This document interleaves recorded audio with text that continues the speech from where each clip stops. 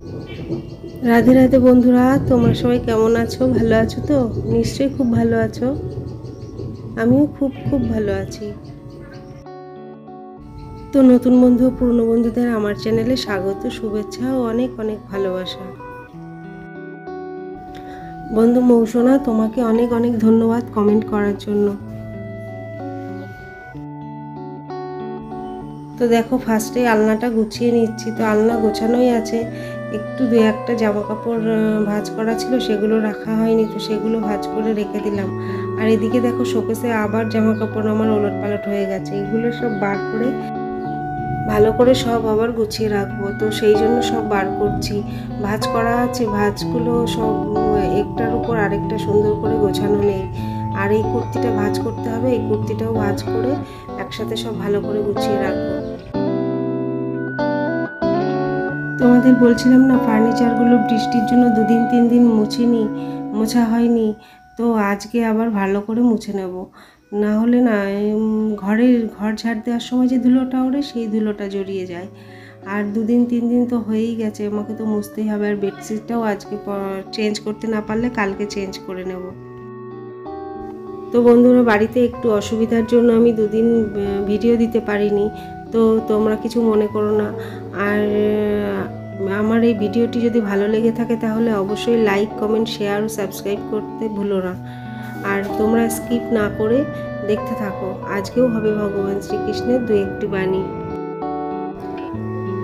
আলনার নিচের দিকটা না ভালো করে গোছাতে হবে, সব জাম হয়ে আছে। আর আলনার পেছনেও একটু ধুলো জমেছে, সেই ধুলোটা পরিষ্কার করতে হবে। তো এগুলো দিনের বেলা ছাড়া হবে না, রাতের বেলা এগুলো হয় না। দিনের বেলা ভালো করে ঘর মোছার আগে ভালো করে ঝাড় দিয়ে পরিষ্কার করে তারপরে ঘর মুছতে হবে।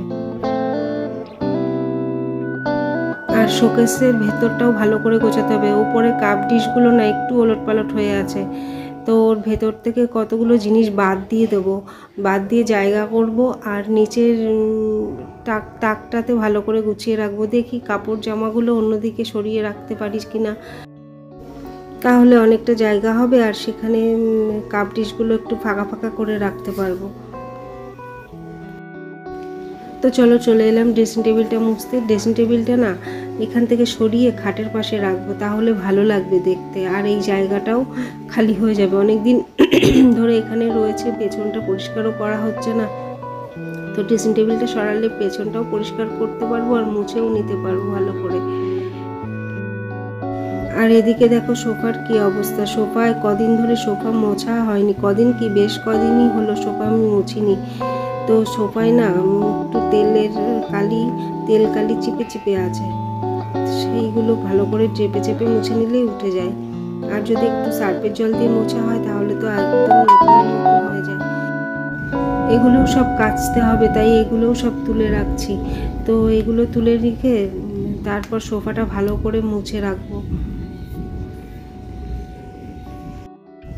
তো বন্ধুরা চলো, সোফা গোছাতে গোছাতে ভগবান শ্রীকৃষ্ণের কথায় আসি, তাহলে ভালো লাগবে, তোমাদেরও ভালো লাগবে আর আমারও খুব ভালো লাগবে। আমার খুবই ভালো লাগে ভগবানের কথা আলোচনা করতে। তো ভগবান শ্রীকৃষ্ণ বলেছেন, তুমি তাকে কখনো খুঁজো না যে পৃথিবীতে সবচেয়ে সুন্দর, বরং তাকেই খোঁজো যার জন্য তোমার পৃথিবীটা সুন্দর হবে। ভগবান শ্রীকৃষ্ণ বলেছেন, শর্ত ছাড়া প্রেম করা, উদ্দেশ্য ছাড়া কথা বলা, কারণ ছাড়াই দেওয়া, প্রত্যাশা ছাড়া যত্ন করা, এটাই প্রকৃত ভালোবাসার চেতনা। আমরা যখন কাউকে ভালোবাসি তখন আমরা তার পেছনে শর্ত রাখি, কিন্তু তা না করে যেন শর্ত ছাড়াই প্রেম করতে পারি, শর্ত ছাড়াই কাউকে ভালোবাসতে পারি, সেই দিকে খেয়াল রাখতে হবে। কাউকে কিছু দিলে তা ভালোবেসে দিতে হবে, তার পেছনে যেন কোনো কারণ না থাকে। তো বন্ধুরা, আজকে ভগবান শ্রীকৃষ্ণের বাণীগুলো আমি ঠিকঠাক করে হয়তো ব্যাখ্যা করতে পারলাম না, তো খুলে বলতে পারলাম না, খুলে আলোচনা করতে পারলাম না, তার জন্য ভালো লাগছে না আমার। কিন্তু কি করে করব, আমার আজকে মনটা খুব চঞ্চল হয়ে আছে। তো সেই জন্য আর এই কথা এখানেই শেষ করছি। তো দেখো এদিকে ভাত বসিয়ে দিয়েছি আর এদিকে আটা মেখে নিচ্ছি। তো আটা 5টা 6টা রুটি হবে, 6টা হবে না, 4টে কি 5টা রুটি হবে। তো ভাত বসিয়ে দিয়ে আটাটা মেখে নিচ্ছি, তারপর রুটিটা করে নেব। তোমরা তো জানোই আমি ভাত বসিয়ে দিলে ভাত ফুটে গেলে সেই ভাতটা নামিয়ে রাখি, তারপর বা অফ করে রাখি, তারপর অন্য কাজটা করে নিই। তো সেই জন্য আজকেও ভাতটা নামিয়ে রেখে তারপর রুটিগুলো করে নিচ্ছি। এইভাবে ভাত রান্না করলে গ্যাসটাও কম পড়ে আর অল্প টাইমে অনেকটা কাজ হয়ে যায়। তো বন্ধুরা আজকের ভিডিও আর বেশি লং করছি না, এখানেই শেষ করব। তো আবার চলে আসবো কাল তোমাদের সামনে নতুন কোনো ভিডিও নিয়ে। তো আজকের জন্য এ পর্যন্তই, টাটা।